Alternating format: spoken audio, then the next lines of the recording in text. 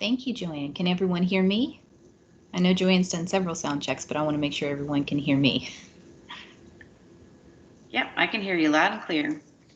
All right, wonderful. Well, first off, I just want to take the time and say thank you for joining us today. We are super excited to show you this new tool that we've developed called the Grant Dashboard Reporting Tool. It's been a long time in the process, so we are truly excited to show it to you today. So thank you for joining us. This will be recorded and posted on the controller's website for you to view on demand. So if you ever want to refer back to it, feel free to do so. Or if there's other colleagues that aren't able to join today, feel free to let them know that they can go out there and view it on demand as well. So with that, these are the things we're going to cover today. We're going to talk about what the Grant Dashboard is. We're going to compare the Grant Dashboard to the PeopleSoft invoice, and that's the standard PeopleSoft invoice that we submit to sponsors. We're also going to review the different search criteria options you can use. We're going to talk about the budget details, review the cost share budget, the account details. We're going to review how you can drill down into the expense details. We're going to discuss how you can use the burn rate percentages and how you can use those to help you stay within budget or control your budget.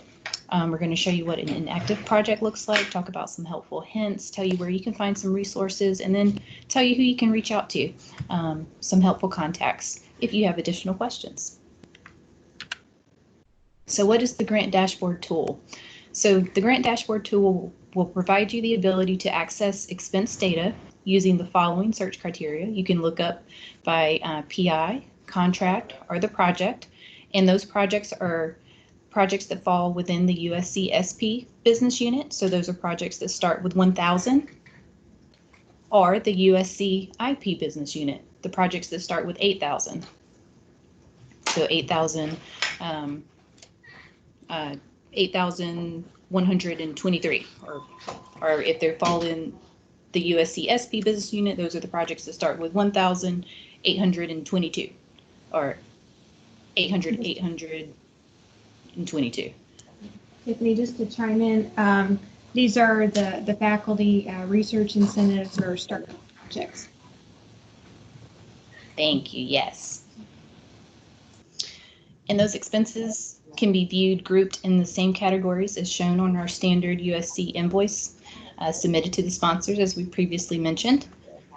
And you'll also have the ability to expand those categories to show the detailed account codes, similar to how you can do that in the GL dashboard. You'll also be able to see the budget and actual expenses for both direct expenses and cost share. And the most important aspect of this tool is you will be able to track cost share to help ensure you are spending within ratio. So who can use this tool? This tool is designed for business managers, budget officers, grant administrators, as well as PIs. So this is what the PeopleSoft standard invoice looks like if you haven't seen one. Of course, some sponsors do require their own invoice template, but I would say about over 90% accept our standard invoice template, and this is what it looks like for those who have not seen it before. So when comparing our standard invoice template with the Grant Dashboard, we kind of just wanted to point out that the budget carries over between the two. So you can easily see that they port over, as well as the cumulative life-to-date expenses. We follow that. And then most importantly, the cost share data is now populated. So as you're booking cost share, the cost share budget and the actual cost share booked is now present on the invoice. And then as you can tell here, there's also the current amount that we're billing for this invoice. This is the invoice for expenses through April 30th, 2020. And you can see that it ties exactly to the current month activity pulled for this April timeframe.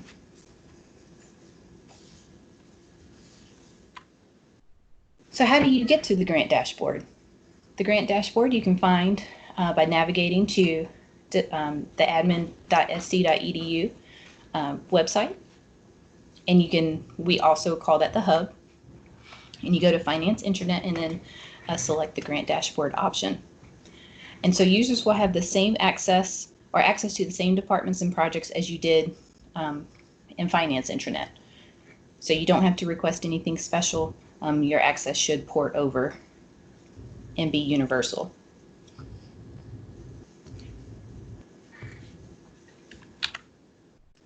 And so, of course, you would begin by entering in the project number that you're using or that you want to review.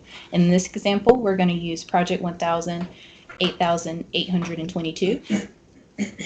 But you'll notice that you can search by various aspects. You can enter in the department, the PI, the sponsor, or if you have a large grant with multiple project numbers, you can also search by the contract. And in this example, we're going to search for the expenses associated with the fiscal period April. And then we're going to hit submit. And so the first thing that you'll notice that pops up will be the project details associated with this project. So again, it's the project number. It gives you the sponsor. So this is the U.S. Department of Education. It'll give you the project name, the contract number, as well as the project team. So who's the assigned business manager, who's the CGA, which is also known as the PAA, so the post-award accountant, and that is the central person here within Grants and Funds Management that helps coordinate and invoices your award. So in this example, that's Ms. Kimberly Welp. And then it'll list the PIs and any co-PIs listed on the award, as well as the start and end dates currently in the system for this award.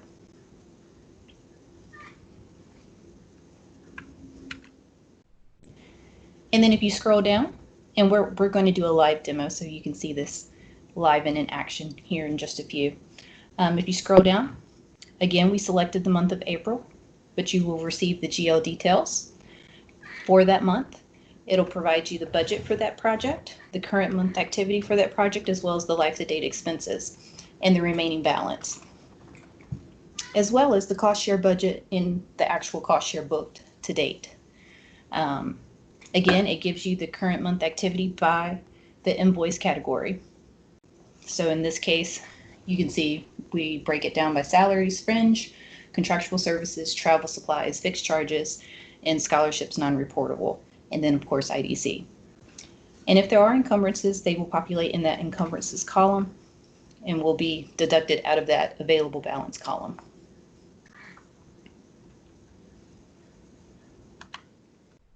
So again, going back to cost share, that's the portion of project's cost not provided by the sponsor. So that's the piece that we're providing. And most sponsors expect cost share to be charged within ratio throughout the entire life of the project. This has become an ever-growing issue as it relates to invoicing and collecting reimbursement from sponsors. For example, in this example, if we have a budget of $500,000 and we have a cost share budget of $50,000, but let's say we haven't booked any cost share, but we've been invoicing them consistently to request reimbursement for the expenses we've received. Oftentimes, sponsors will stop and say, wait a minute, why haven't you booked any cost share? And they'll refuse or hold payment until we catch up cost share. So they won't reimburse us for our expenses until we've shown and proven that we've booked and incurred the cost share that we've promised. So please keep that in mind. Like we said, most sponsors are expecting us to incur and charge that cost share throughout the life of the project in ratio with our actual expenses that we're requesting reimbursement from them.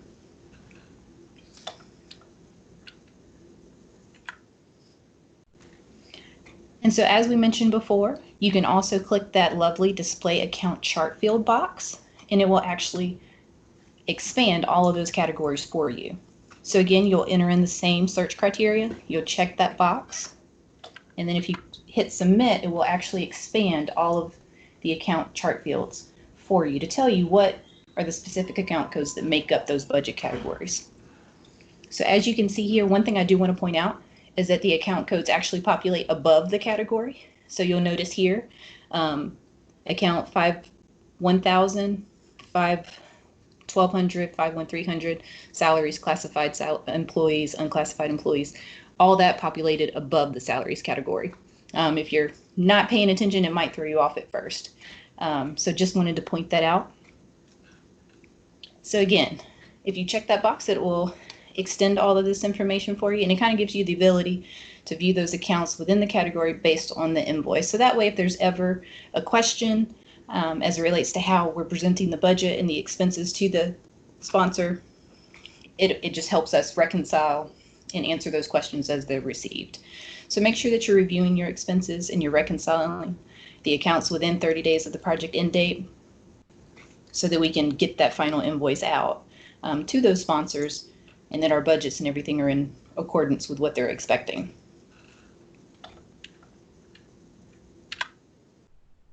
So as we mentioned before, you do have the ability to drill down into this data.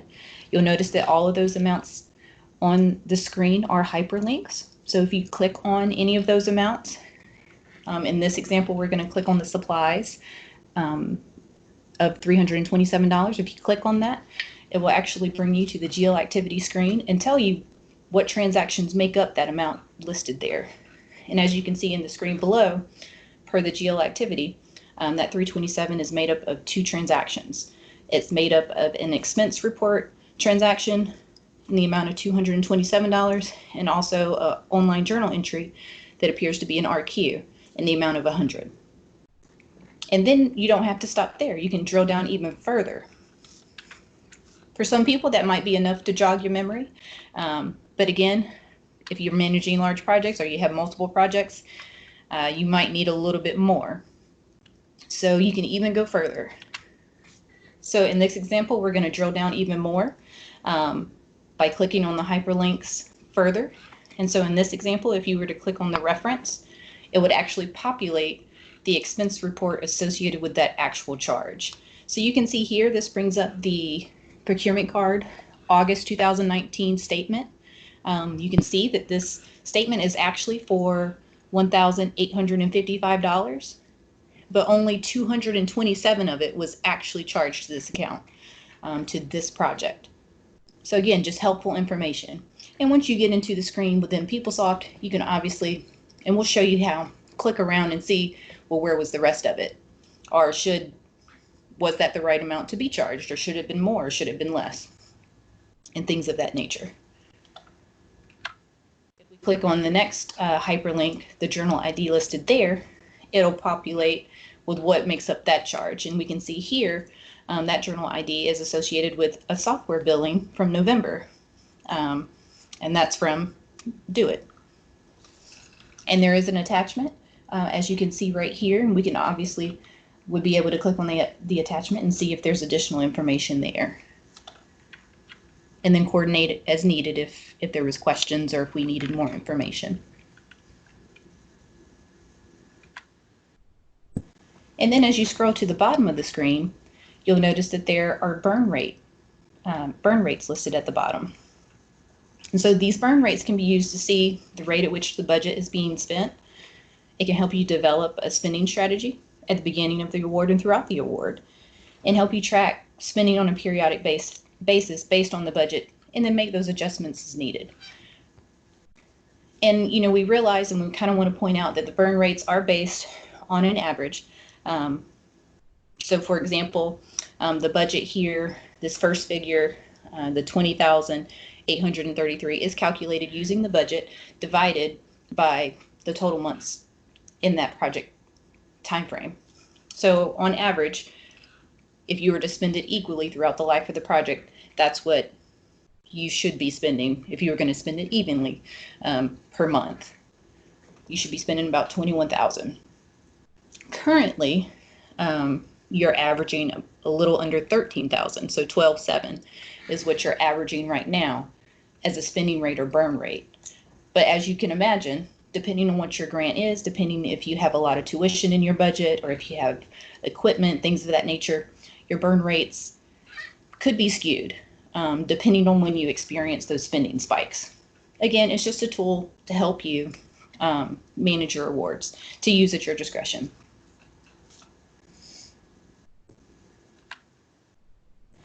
And so then that takes us to what an inactive project looks like.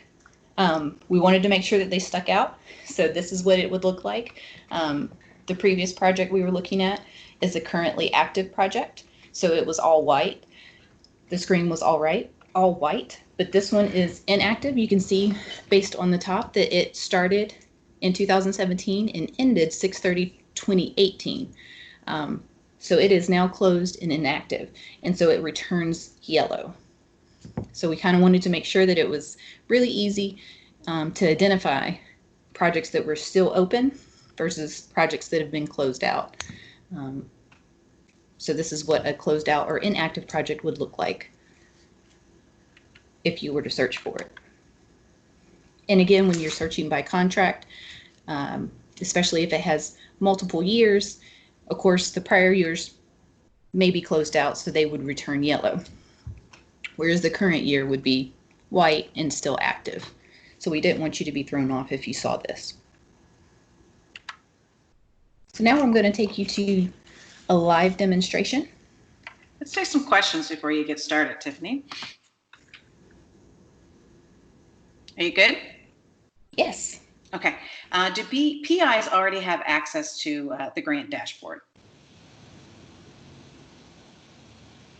Yes, you should already have access to the grant dashboard. If you don't, we will send out a link to the PeopleSoft access form when we send out the link to the webinar. Sounds good. What is the lag time between from purchase to posting on the dashboard? As soon as an expense posts to PeopleSoft Finance, it will post to the grant dashboard the following day. So everything updates to the grant dashboard in the overnight process. So what is an one-day RQ? lag? Oh, sorry. Yes, a one-day lag. What is an RQ? An RQ is an internal charge, so it's one department charging another department an expenditure. An example would be copy charges, the mouse lab, parking, that kind of thing. So how are PIs added to the grant dashboard? We currently have to add each to PeopleSoft so they can approve their grant expenses. If you're listed as the PI on a project, you should have the access that you need to get to everything on the grant dashboard. Could we access this presentation and information after this meeting? And actually, Annie, we're going to send out an email to everybody that was initially invited to include the webinar recording, the PowerPoint presentation, as well as a link to the PeopleSoft access form. Terry is asking, is it possible to show expenses in a range, say second quarter? Unfortunately, no. You are limited by picking an actual fiscal period. And can we access the dashboard remotely? Jason, I expect you would have to connect to VPN in order to access this dashboard, just like you would for Finance Internet or when you use the HCM distribution tool. That's correct. Can we get tuition payment info from the dashboard? You won't be able to drill down on any transactions that come over from Banner. That's in a different system right now. But if you work with your PAA, we can work on getting you a report on that information. So how can PI lab staff get access to the dashboard? We'll send an access form. If you don't currently have access to PeopleSoft Finance or the intranet, you can request access through the form that we'll send with the link to this presentation. That's right. And if you want to, get with your PIs that you know of and test, what access they have in this tool, and if they don't seem to have the access they need, then you can reach out using that form. PIs don't have access to all the links that can be clicked on. Will we ever get this? Yeah, we can reassess the type of access that you have. There's different levels of access with the access form that we'll send out. And Donna, if you want to be specific, you can email the controller's office, and I'm not sure what links that you don't have access to. So if you want to let us know, specifically, that would be helpful. I'm a PI. I've never received any info on how to access dashboard. The link to the grant dashboard is in this presentation. We will also have a link to it in USERA and also on the Controller's Office website. And this dashboard is brand new, so if you've never received any information regarding to this dashboard, this is the first time. This is the first time we're introducing it to everybody. Will co-investigators have access to this? Yes, co-PIs are part of the project team. Mm-hmm. And can we see who's being paid on an award? Yes. Currently, you'd have to go to the HCM distribution tool, which is also on the intranet, to look up the salary expenses related to the grant. We are working on drill down access to that currently. It's still in development. We hope to have that within the next few weeks. But that's another tool that you would need to use currently to get down to the details of who's on payroll. And Tiffany's not going to take the time to show you how to use the HCM distribution tool, but she will show you where to go to find it. So we have another question. How is the information in the grant dashboard different from what is available in the GL dashboard?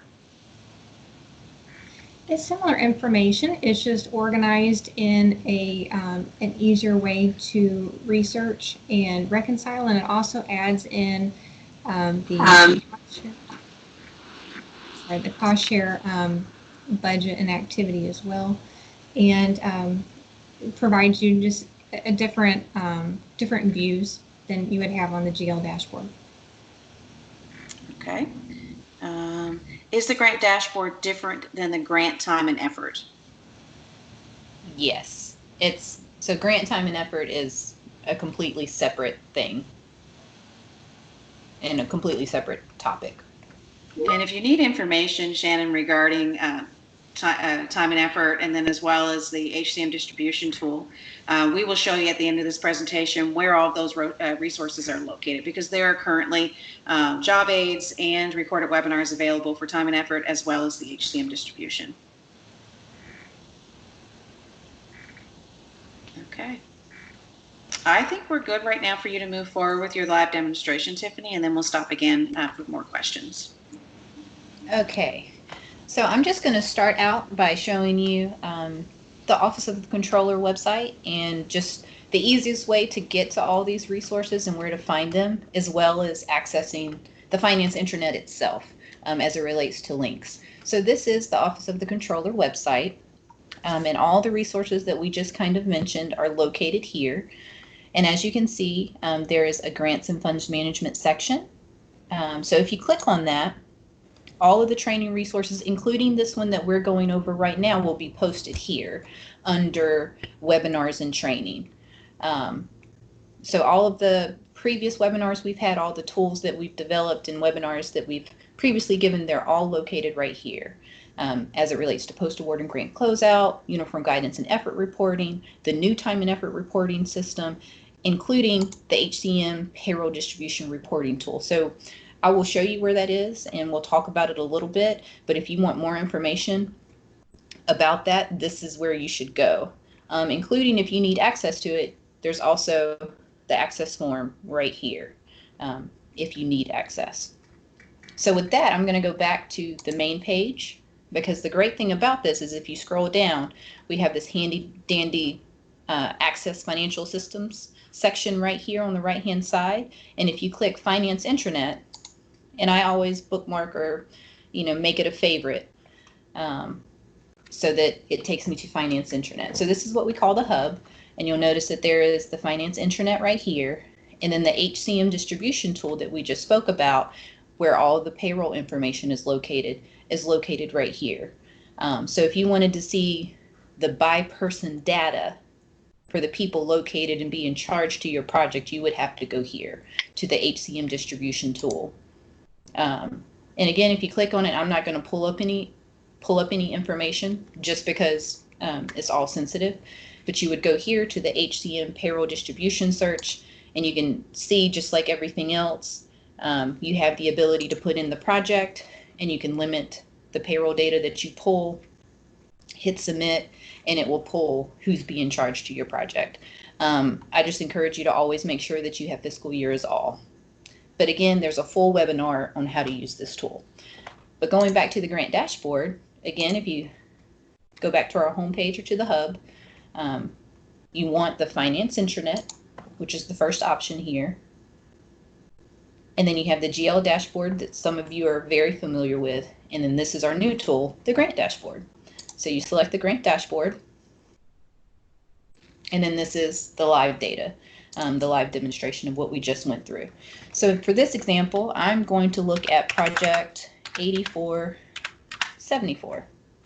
And I'm going to do,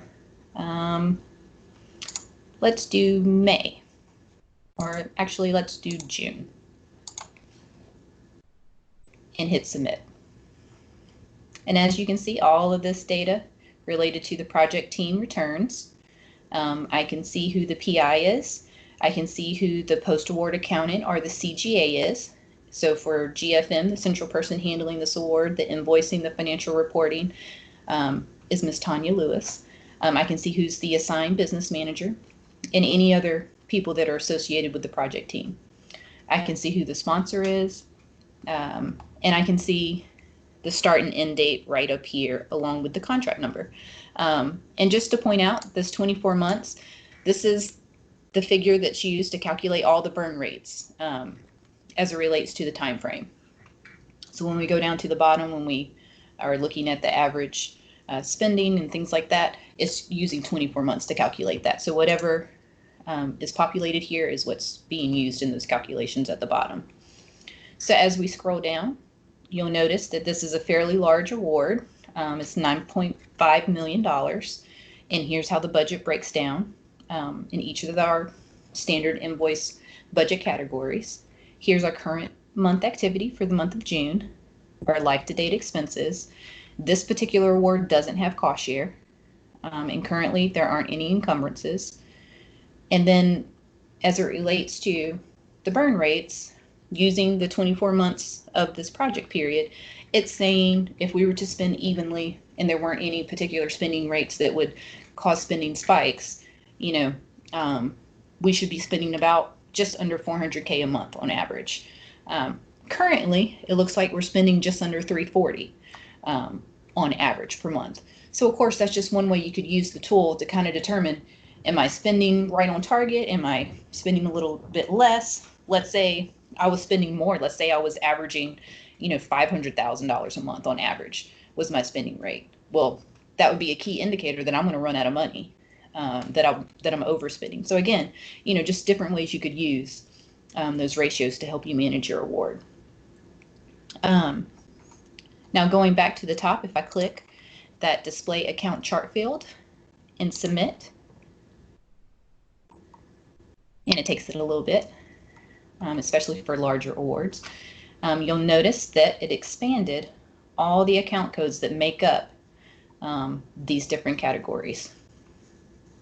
And again, if you want to drill down into, for example, classified employees, it will tell you what posted for this month as it relates to the total dollar amount, and the fact that it's a HR payroll journal entry. But if you want the specific details of what made up that amount, you're going to have to use that HCM distribution tool. But at least from this aspect, I know for 615 payroll, 6,500 and 4,400 posted. So you are able to see, but if you want the by person data, you'll have to use that HCM distribution tool. And the easiest way to go back is just to hit the back arrow.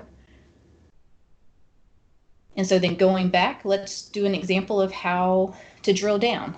So let's take a look at office supplies. So account 53001. So let's see, what did we spend almost $3,000 on in office supplies on this award? And again, it takes it a little bit. All right, so I spent $3,000 and it looks like it was all related to expense reports. And these are the expense reports of the people. And if I wanted to be able to say, hey, you know, I need more information because this isn't enough to jog my memory, I can actually hit this reference and it will take me to PeopleSoft. I'm not already, if you're already logged in, it'll take you directly to the page, but I'm not already logged in, so I wanted you to see. It'll ask you to log in. You'll log in. And then it'll take you right to the home page of that actual expense. So as you can see here, the actual full expense report was almost $22.50. And this was for the April FY20 procurement card. And then another fun thing I wanted you to see, if you go up here to related content and you go to accounting details, it will actually give you some real quick data. So I can see here's my project number, 8474, and this is the amount that actually hit. So it looks like the other two smaller amounts were charged to the USC IP account that starts with a 8,000. And this is the amount that actually hit my project. And it was for office panels from Lorg Office Supplies. And again, if that's still not enough information, you can dig through the attachments and things of that nature to see any additional information that you need. Or you can always reach out to the card holder themselves and ask for their receipts. And the same thing with any of these. So these are all expense accruals related to the actual purchase card expense. And so all those pages would look the same. So are there any questions on that? Is there anything that anyone would like me to go through again? Or If anything? you could go back to the dashboard again. Okay. We do have some questions specific to the dashboard. Before that, Wayne is asking, is there a particular browser that works best for accessing all of these sites? And Wayne, the answer really is not really. I did reach out to Richard, and he said that he typically uses, I think he said, let me double check, Chrome and Edge. I've used Firefox, I've used Internet Explorer, and they all seem to work fine. So I think you should be good to go with whatever browser you're most comfortable with. I always use Edge. That's just my personal preference, but you should be able to access it without any issues in any browser. That's right. And just a reminder, though, that if you're not on campus, you will have to access them through the VPN. Absolutely. Next question is, what does it mean? Oh, sorry, it's bouncing around. What does it mean when it says open in the fiscal period box? So if you scroll all the way up when you selected your fiscal period. Okay, so what that means is, so you'll notice that these don't have open next to it. That means that that fiscal period has been closed. Because we're currently going through year end, we're trying to finalize the financial statements for currently. That means that this fiscal period is still open because they're still adjusting entries going in because it is the last month of the fiscal year. June 30, for those that aren't familiar, is the end of our fiscal year. So there are still adjustments, year-end adjustments going in. And that's also what these two right here are. So you shouldn't really have to touch these two periods. This is just an indicator that that period is still open because, you know, in the background centrally, there are still adjustments being done and it hasn't been formally closed. As you can see here, July is still open as well, obviously because we're in July. But as it's closed out, as the fiscal period's closed out, that open will go away. Lindsay, is there anything you want to add? I don't know if I'm doing the best job explaining that. Yeah, no, I think you covered it. Okay.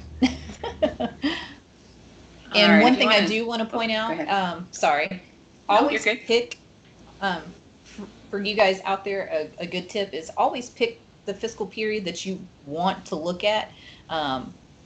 It defaults to GL current open, but actually pick the period that you want to look at, because when you're doing search criteria, and especially if you're trying to search by contract, sometimes it doesn't pull everything. So make sure that you actually pick the fiscal period that you want to pull the data as of. So if it's July or the current month, make sure you select the current month. Okay. If you want to scroll down to the burn rates, we have some questions about the burn rates at the bottom. So what is 85.88%? What does that represent? What do all those percentages at the bottom represent, actually? Okay. How are they calculated, I expect? Yeah, so we actually added the definitions down here because we figured that would be a question. So the burn rate budget percentage, which is the 4.17, is the actual monthly expenditures as a percent of the total budget. So your total year-to-date amount divided by, or hold on, I'm going to have to get the calculator out. I always have to do this to make sure that I'm doing it right. So if you were spending an even amount across each month of the grant, you would be spending $895,833 each month. Right now, this grant is averaging $339,000. So you're spending slightly below average each month.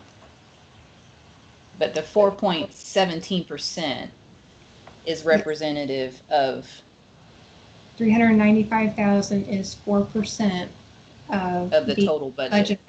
The total budget. Okay. Does the burn rate reset each budget year? The burn rate only resets if you get a new project under the same contract. What would be the best burn rate to spend all the amount timely? Well, the burn rate that is ideal for you is dependent on your grant. You may have the bulk of your expenditures at the beginning of the grant if you have to purchase equipment in order to manage the grant. So it's the burn rate that we have listed here is really just a tool to help you see how you're spending your award. But how the speed at which you spend it is dependent on the type of grant that you have and the expenditures that you need to make. And just a quick example of that, I'm trying to see if there's anything. So for example, if the majority of your grant is salaries, then, then you would expect it to be pretty even, and you should, it wouldn't be too hard to manage that. But if you have like a large piece of equipment, things of that nature that you're having to spend money on, or if I don't see tuition in this budget, but let's say they did have tuition. Well, tuition is processed fall and spring and summer. So if that's a large portion of your budget, you're going to have spending spikes at those time periods. So just being aware that that's going to affect what you see during your burn rate. So it might be more accurate to wait until those expenses post to get a more accurate picture of what your averages are and how your burn rate is calculating, if that makes sense. Okay. Next question is, what are the differences in drilling down on a journal ID versus reference? So I think if you go back to drill down, go back to that page, that maybe will answer that question. Let's see if I can find one that has the different two. So every transaction interfaces differently, and depending on what module you're pulling from, it may determine what screen. So all these are purchase card expenses. But let's go back to, since we know project, in our example, 822 for April,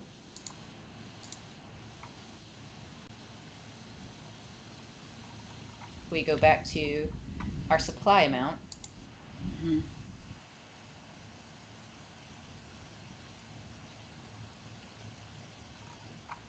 So this is an online RQ journal. So this was purchased from another entity within the college versus a P-card expense that came through the P-card expense module. So it just kind of depends on how the transaction is processed through the system and how it looks and what you would need to click on in order to drill down into the detail.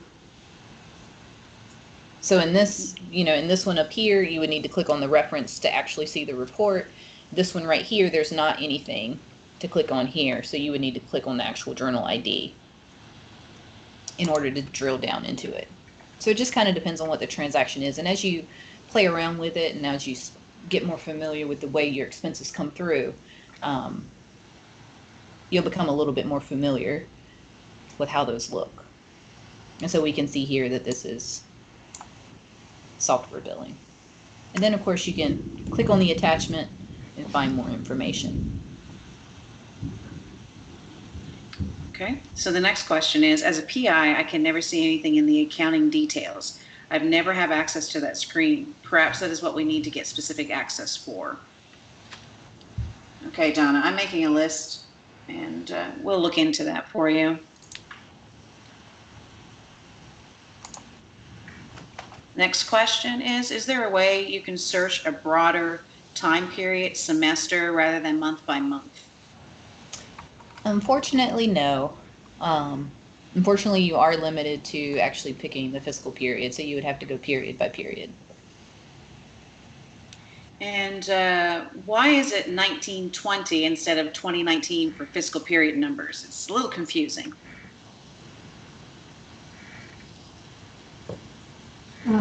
Well, we could ask our IT folks to look into that, how it's built. I don't know if that's a field that we can change or not. I think it's coming over from a table in PeopleSoft, but we will check into that. Date ranges would be helpful, especially with a multi-year grant and when you need to complete quarterly and biannual reports for the sponsor. All financial reporting is done by GFM, so they've got that piece handled. Yes, and we highly encourage you, if you need to do if you want to confirm financial figures for, like, let's say you have a progress report due and you want to include some financial information in that, please reach out to your PAA here in GFM. One, they have the ability to run that data for you directly out of PeopleSoft, so it's a lot easier because they don't use this tool. This is, again, for end users, for you guys. So one, like Lindsay mentioned, GFM is responsible for all financial reporting as it relates to any of these awards. And if you're including financial information in progress reports or things of that nature, please make sure that you're confirming those figures with GFM, just so that we're telling the same and reporting the same thing to the sponsor. Because you'll be surprised how many times it has caused hiccups, because you as the PI may be thinking this is what's been recorded, especially as it relates to cost share or things of that nature, and then in hindsight maybe something hasn't been recorded or something didn't get there as we expected or thought, and it's caused huge hiccups on the back end.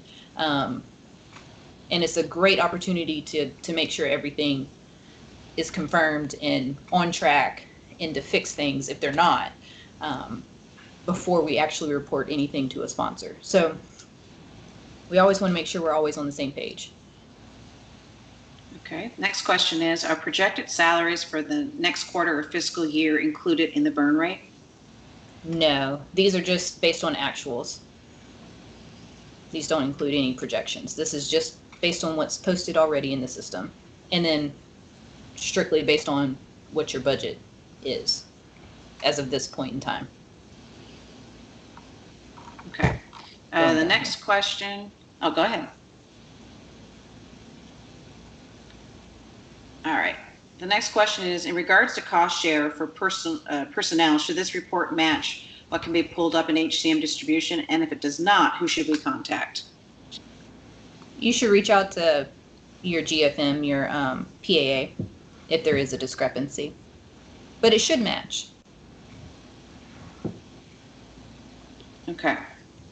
And can we export the data into an Excel sheet? There is this option right here that says CSV. However, I believe it just exports what you see on the face. So it's not going to actually give you the specific detail that makes up this. It's just going to export what you see on the face here. Okay. And Savannah gave a little explanation that Wayne was happy with about fiscal years, and she's saying, it's the fiscal year encompasses 2019 and 2020. So that's why it's listed 2019 and 2020. So that's why it's saying 1920. We're thinking that that is probably not something that can be changed in PeopleSoft, which means that the feed will continue to be 1920 in our grant dashboard. So we just want to give an explanation of why that is. And then the year before that, it was fiscal year 2018 and 2019. So it was listed as 1819. So, and here you can see. We're hoping that makes fiscal year. sense. Yeah. And yeah. here's So hopefully that makes a 1819. little more sense. Okay. Next And question then is, so the current year is go ahead. 2021. Oh, I was just going to point out, in here's 2021, and then 1920, and then 1819. If that helps, as it Great. relates to fiscal year. The next question is, so you said PIs will be sent the form they need to access grant dashboard, or do they need to ask for it? So Dot, what we're going to do is we're going to send out an email to everyone who was initially invited to this webinar today, and we're going to make sure to include several things. We'll make sure to include the PeopleSoft access form, where so that PIs can use that form to request access if they don't have it. We'll also make sure to include this PowerPoint presentation, this webinar recording. We'll include the link to the hub as well, so that you can click right from there. And so we'll make sure to have all that included in that email that should be sent out tomorrow. Can you give an example of an encumbrance? So a requisition would be an encumbrance, correct? A really common encumbrance on grants would be for subrecipients. Okay. So if you have any subawards, that would probably be the most common one that you would see. Okay. Next question is, my grant starts in September. Is always confusing for me to keep track because my new year amounts include 2 months of last year's expenses. Is there a way to handle that easily? So what will most likely end up happening is when your award is set up officially and is given a project number, and if it allows those pre-award costs, as they're transferred onto the account, you'll see them populate. But of course, they'll populate when they post. So they may have a transaction date that is prior, but they'll actually post in the period that they post in. So if it's not set up until, the next month or the following month, it can't post until it's set up, obviously. So there will be that delay, if that makes sense. But we encourage using risk accounts to avoid that. So if you know there's going to be a delay, if you can get a risk account set up, you can kind of avoid some of that confusion. What is the best way to draw down monthly payroll for projects and accounts? You mean what is the best way to pull that data? Mm-hmm. The HCM distribution tool is what you want. Because, again, there's a whole separate webinar on how to do that and how to use it. And I can't show you that because there's so much PII information and salary information. We can't show or demonstrate that live. But again, if you go back to the hub and click HCM distribution, and you hit HCM payroll distribution search. And the great thing about this tool is you can select pay period from and pay period to, or you can even do fiscal. You can't go. You can go from, if I wanted from, 4/15 all the way to 10/31. I could enter in my project number, and then I could submit that, and I could pull all the payroll data that hit my project for that time period. The only thing I want to make sure that you guys do is always make sure fiscal year says all, because there are adjustments and retro funding changes that post, outside of this time frame, and you won't pull those in if you don't have fiscal year listed as all. So make sure this always says all, so that you're pulling the most current data. And then there's also, you can total it, you can subtotal it, and you can sum adjustments. So if there are multiple RPAYs, or retro funding changes, or ins and outs based on corrections coming through, it will sum those for you so that you just see what's left on that account for that person right now, so you don't have to do all that math. And you can get it with fringe, you can get labor only, you can get fringe only, you can get all of it. So again, this is a great resource if you want to see who's being charged to your project at any given time. And you can also run this by contract. So if you have, large contracts, you can run this by contract. And you can also run, if you're booking cost share, you can enter in the cost share information. This is a great tool to use. And like I said, that webinar and all the tools and training aids that we've developed, they're located out there on our controller's website under grants and funds management. I do want to point out that the only fringe expense that will not show up on this report is workers' comp and unemployment. Currently, that's an allocation done. It will show up on the grant dashboard, but you won't be able to see it by person yet. That modification will be in payroll hopefully by January. Okay.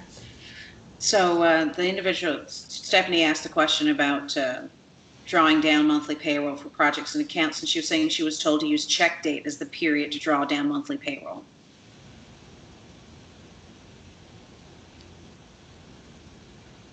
I mean, that information will pull. Again, I can't pull any live data. Yeah. But I mean, when you do it from pay period to pay period, it will show you the check date. Yep. And so, like, if you need to make adjustments and things like that, the biggest thing I want to foot stomp, though, as it relates to what's actually hitting your grant project as it relates to actual expenses, is to make sure that you have fiscal year toggled to all. Because if you don't, you could be missing expenses, or you could not be getting the full picture, because adjustments are happening all the time based on retrofunding requests submitted by the department and corrections being processed. So just make sure you always have fiscal year selected all, so that you're seeing everything that's occurred on that account.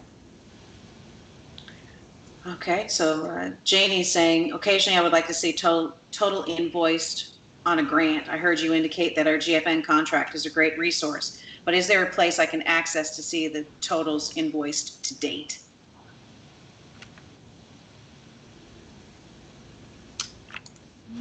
Hold on.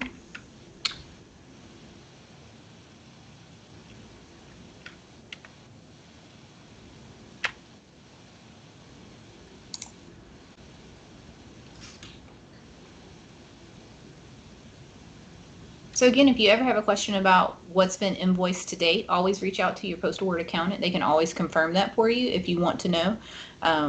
Again, if a project, because there's a lot of variables that go into that. For example, if your project is currently overspent, GFM can't issue an invoice if you're currently overspent. So just, I don't want to ever misspeak. So that's why we always encourage you, if you have a question about invoicing, if you have a question about how much the sponsor has been invoiced for and how much payment has come in the door from that sponsor, always reach out to your post-award accountant because they can give you that information quick, fast, and easy. So I always encourage you to reach out to them because they can tell you exactly what's going on. And if you want to know, well, who is that person? Again, if you go back to our grant dashboard, it is that person listed in that CGA role. So if we go back to, oopsie, the one in our example, for the PowerPoint purposes, you could reach out to this person listed right here if you had concerns about invoicing and how much that had been received. As it relates to life-to-date expenses, what's been the expenses that have hit the account as of to date, like let's just pick July, it would be whatever populates in the life-to-date column. These are the expenses that have hit the account life-to-date.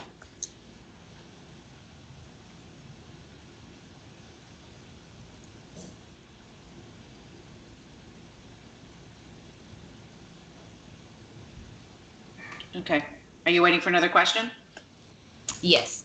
All right. Is that so, nope, we've got a couple more.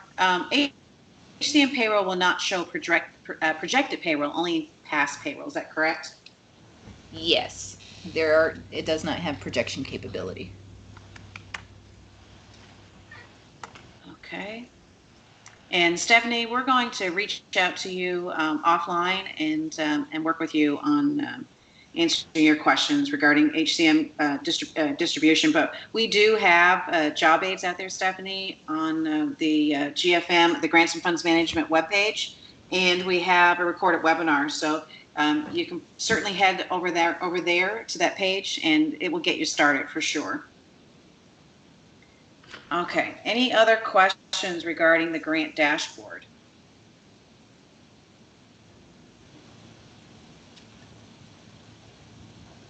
Okay, we're good right now. So I don't. If you want to go back to the presentation, Tiffany. Okay. Can everybody see? Yeah, we're good. All right.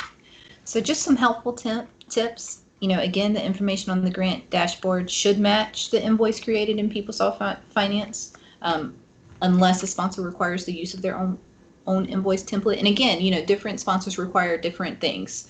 So, for example, some sponsors only require quarterly invoicing. Some require monthly.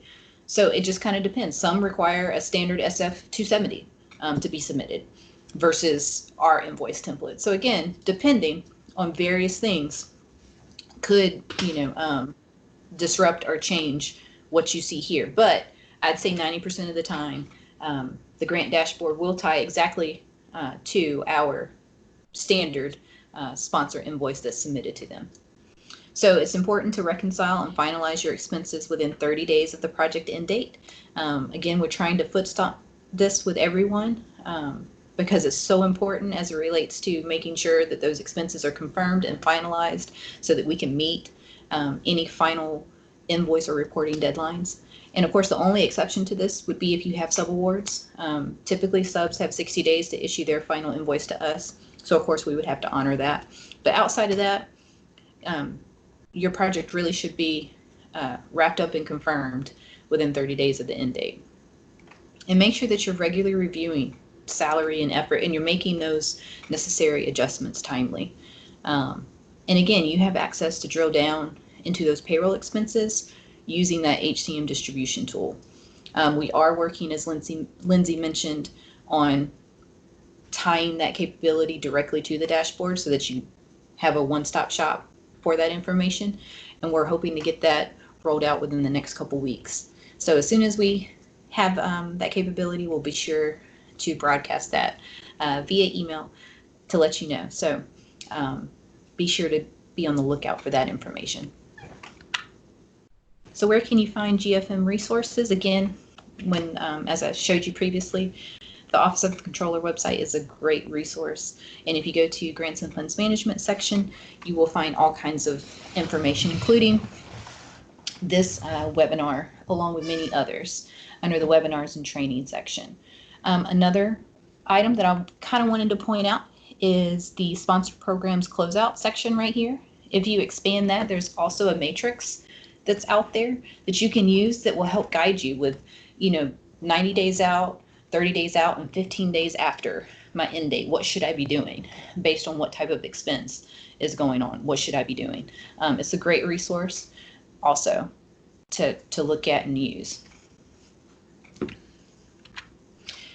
And of course, if you ever have any questions regarding your expenses or your invoices or invoicing, please contact your post-award accountant, we call them PAA, or that person listed as CGA. That's just the old terminology, but that person listed as CGA in that project team area at the top when you pull up your project, or Marie Baker, the Assistant Director of GFM. So with that, we will turn it over for questions. While we're waiting for questions, Mandy would like to come on and have a few words. Thanks, Joanne. I wanted just to share with everybody how extremely proud I am of Lindsay Anastasio, Tiffany Boyd, and Marie Baker for all the massive amount of work that they've put into this grant dashboard. It's truly been a team effort for their part, as well as Richard Moak and his IT team that helped design this. I am just super proud of them. We have promised you all that we would provide more reporting tools, and it really has come to fruition. I think you will really be able to utilize this and help you manage your grants a lot in a better manner going forward. And just super proud of my team. And I just wanted to say that to them and just let them know that I couldn't be prouder. Thanks, Joanne. And thanks to Joanne, too. She actually helps coordinate all the training and all the dashboard information on the website. So thanks to her as well. So great job, y'all. You're welcome. All right, so we have some more questions. Some are saying thank you for this awesome tool. And then we have, if we provide student scholarships through our grant, will these show on the dashboard? And if not, where? The expenses will show on the dashboard. The detail of which student it was awarded to will not, because those transactions come over from Banner. If you work with your PAA, we can work on getting you that data. Okay, great. And Deborah's saying she's been using the dashboard for a couple days now and she loves it. So that's great. This would be helpful to me as a PI. Well, that's good to hear as well. Okay, we're getting, thanks Tiffany, Mandy, and all the team for explaining this tool today.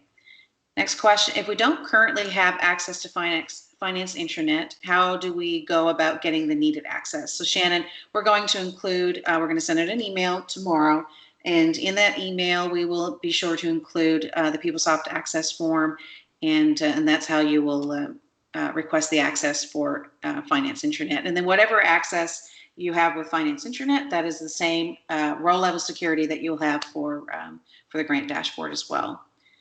Can you provide a link to the grant dashboard? Absolutely. In the email that we send out, we'll make sure to include the URL. It's very simple, actually. It's admin.sc.edu.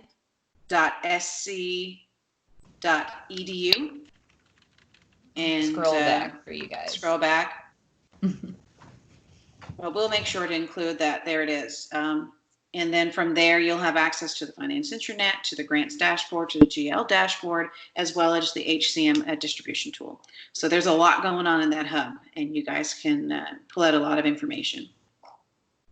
And again, you know, all these links are located on the face of the Office of the Controller website. So even if you want to know, like, how do I get into PeopleSoft Finance to even check if I have access? That link is located right on that right-hand side where it says Access Financial Systems. It's a really great tool. I use it all the time because that section is always updated, even if the link gets updated or changes. It's just a great way to access the information all the time. Okay. I think that's all the questions that we have. Oh. Okay, so I was invited to take part in this session, but was not in the original email. How can I get added to the list so that I can receive the email that is being sent tomorrow? I have your name written down, Robert, and we'll make sure to add you to the list and to any future emails regarding grants and funds management training and resources. You're welcome.